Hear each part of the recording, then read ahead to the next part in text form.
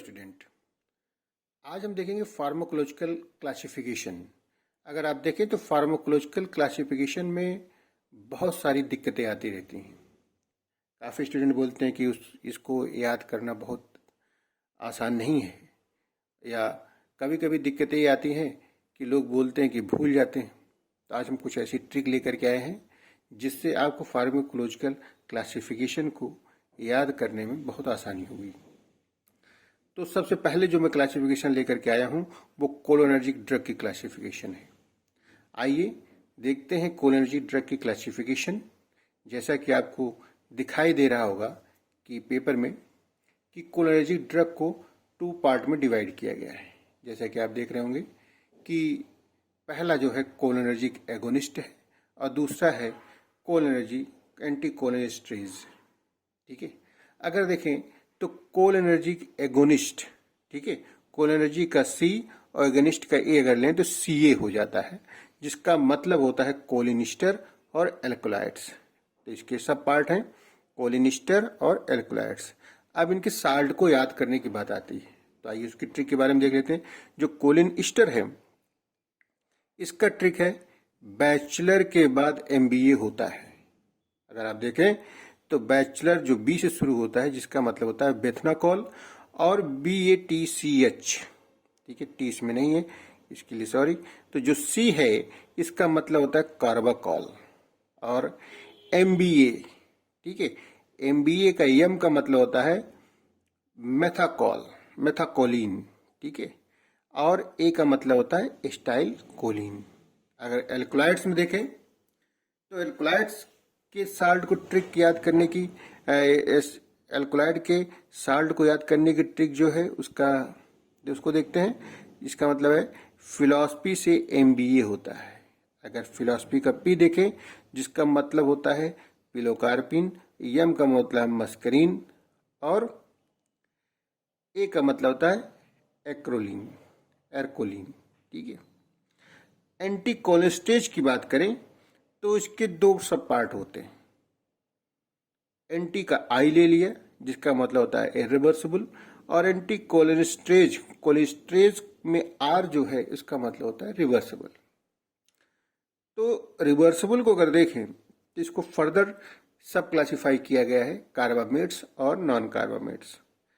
Again अगर हम देखें तो इरिवर्सिबल क्लासिफिकेशन को फर्दर अगेन क्लासिफाई किया गया है, सब क्लासिफाई किया गया है, जिसका मतलब होता है कार्बामेट्स एंड ऑर्गेनोफॉस्फेट्स।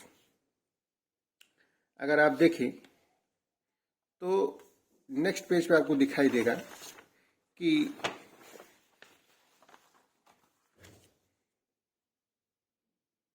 ये जो ट्रिक है जो कार्बामेट के साल्ट को याद करने की जो ट्रिक है, जैसा कि आप देख रहे होंगे कार्बामेट्स के साल्ट को रिवर्सिबल में जाता है। जो कार्बामेट्स उसके साल्ट को याद करने की ट्रिक देखें। RN टैगोर मतलब रवींद्रनाथ टैगोर पोएट और पेंटर थे। असल में ये पोएट के साथ साथ पेंटर थे ही।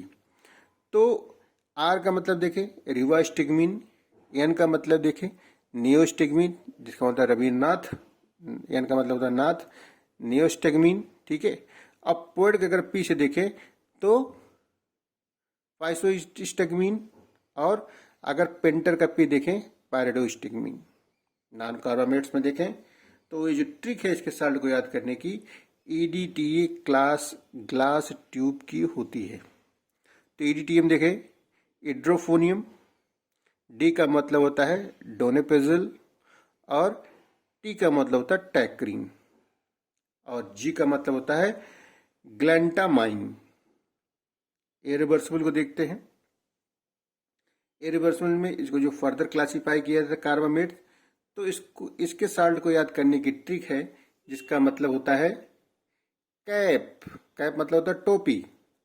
तो कैप देखें कार्बाराइल और पी का मतलब होता है प्रोवोक्सर। आगे देखें ऑर्गेनोफॉस्फेट, ठीक है, ऑर्गेनोफॉस्फेट को याद करने की जो ट्रिक है वो देखें, उसके साल्ट को याद करने की जो ट्रिक है ना। अगर मैं याद करने की ट्रिक मतलब उसके जो साल्ट है उसको याद करने की ट्रिक बता रहा हूँ। तो अगर देखें तो टिस डीम्ड यूनिवर्सिटी मुंबई में है। टिस जो टिस है टी का जिसका मतलब होता है टबून, और यस का मतलब सेरीन, और दूसरे यस का मतलब होता है सोमान। अगर आगे देखें तो डीम्ड में जो डी है वो डाइफ्लोस, और एम का मतलब होता है मेलाटियोन। ठीक है। ई का मतलब होता है इकोथायोफेन। ठीक है। और डी का मतलब होता है डायजिनोन। ओके। अगर ये ट्रिक आपको अच्छी लगी तो लाइक कीजिए, सब्सक्राइब कीजिए। आगे हम ऐसी बहुत सारी ट्रिकें आपको लेते रहेंगे जिससे कि आपका जो फार्माकोलॉजिकल क्लासिफिकेशन है वो इजी वे में आप याद कर सकें और हमेशा आपके दिमाग में रहे। Thank you.